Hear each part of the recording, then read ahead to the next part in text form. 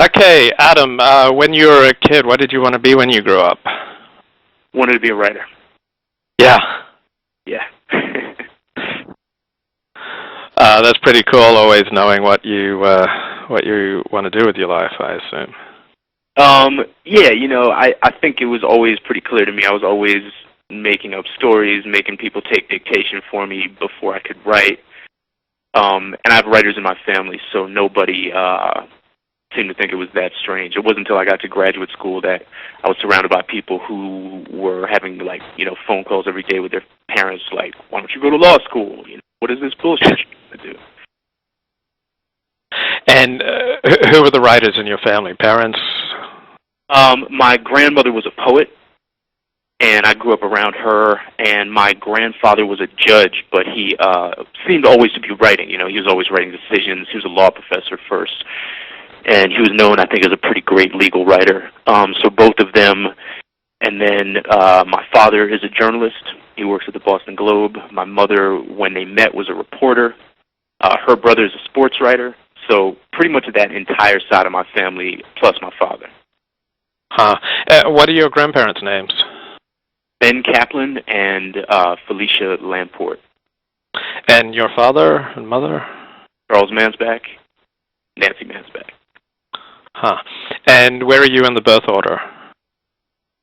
First of two. Okay. And how did people relate to your early ambition to be a writer? Mainly encouragement, I assume? Yeah. Well, my earliest, I think, serious trajectory as a writer was poetry and lyrics. I was pretty serious about hip hop. I was an MC. So probably the first thing my parents really saw me doing circa, junior high or maybe a little earlier was writing a lot of rhymes and performing them or recording them. So, they were a little bit perplexed by that because hip hop was not something they were too familiar with. Nobody really was outside of people who were really committed to it in 1987. But I think that they appreciated that I was doing something artistic, and I think they also saw that what I was doing, that hip hop was something that was very political at the time, and they were able to make those connections. And my father, being a journalist, had a collection of 60s paperbacks on his shelf, so I would be listening to Public Enemy, and they'd mention, Bobby Seale or Eldridge Cleaver, and those were actually books that were in my house. So I was able to sort of make those connections, and my parents sort of saw it happening. They understood that hip-hop was about politics and also poetry. And, my grandmother's poetry was actually in some ways very similar, very, I always fail to say this word correctly. What am I trying to say? Analogous? Is that the word? Yeah, analogous, or analogous, yeah. Right. Her shit was really satirical and pointed and political, and it rhymed, and her wordplay was fantastic. And she had this weekly column that was syndicated in a number of newspapers called the Muse of the Week in Review. She would basically take classical forms and sort of rewrite them, remix them about current events. She had a famous piece called The Love Song of R. Milhouse Nixon, where she took Eliot and turned it on its head, do I dare them to impeach, that kind of thing. So in a funny way, my grandmother's writing was very similar to hip-hop in the sense that it was rhythmic, it was rhyming, it was political. So I think my family in many ways was able to see what I was doing without freaking out too much. And whereabouts did you grow up? Grew up in Newton, Massachusetts. And is that an overwhelmingly wide area, or I don't know it, so... It's like a close suburb to Boston, so it's accessible to Boston by public transportation. It's it's pretty white. I think it's probably about 40% Jewish, but it's not. It's certainly not exclusively white. I think the schools that I went to were sort of fairly diverse public schools that were part of the busing program, the METCO program, which was sort of Boston's unilateral form of school integration. Boston's a really pretty segregated and racist city, and it took them about 20 years after Brown versus the Board of Education to truly segregate their schools, and the way they did it was by busing black kids from, the inner city from Roxbury, Dorchester, Mattapan out to suburban schools. So there were some black kids living in Newton, and there were a bunch more going to my schools through this program. So in some ways, the schools were more diverse than the community. Mm-hmm. Do you have a black accent? You mean like Barack Obama or Colin Powell?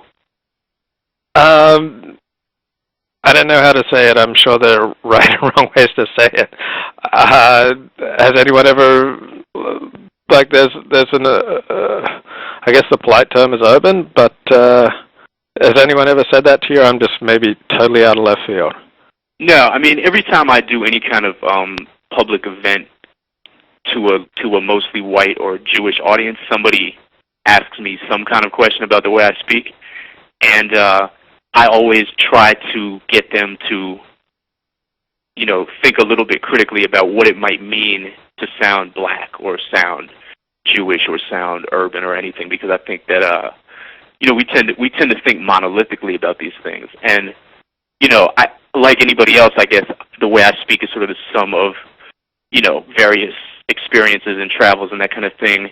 And so people always want to ask me that, and sometimes they don't know how to say it. Sometimes they talk around it. Sometimes they come right out and say, you sound black. And, you know, I always sort of, my impulse is to fuck with people when they ask me that, because I don't know what sounding black exactly means. Like, how, you know, who sounds quintessentially black? Is it Jay-Z? Is it Bill Cosby? You know? So it's not a question I have a particularly good answer for, except to wonder what it really means, you know? Well, it's interesting. Barack Obama sometimes speaks differently to a black audience and to a white audience, meaning the intonations and the accent that he uses will change. Mm-hmm.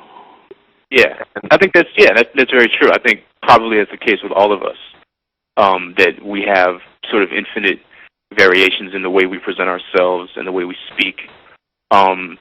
You know, I certainly, the funny thing is that I probably try to sound as, you know, like I've been doing these Jewish book fairs in the last couple months, and I'm certainly trying to come off, I'd really like to avoid that question, because I'd rather talk about, like, other shit at these festivals, so I try to come off, like, I try to be as sort of straightforward and you know, I try to sound as vocally uninteresting and undifferent as possible, and I still get this question. So maybe there are limits to the amount of you know, control I have over this. I don't know. Right. At what age did you, I'll just say it in the vernacular, fall in love with blacks, or did you, or what happened there?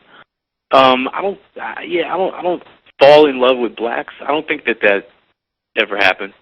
I think that you know, I got into hip hop when I was about 11 or 12.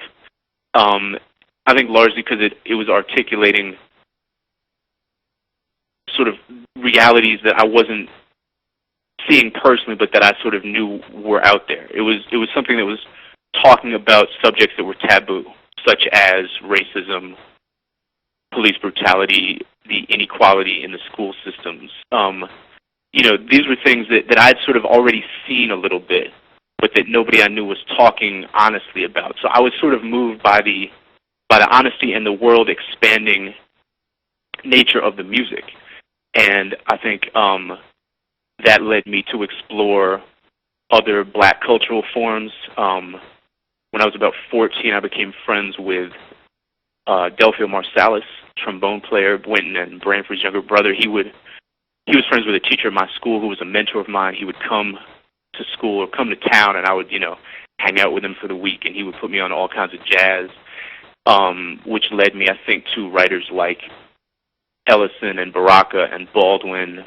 And, you know, I don't think per se that I ever, you know, fell in love with black people. I think that I found inspiration in the art produced under such duress, art that was being made by people who were profoundly marginalized, whose humanity was called into question, and who, in some cases, responded with works of astounding beauty.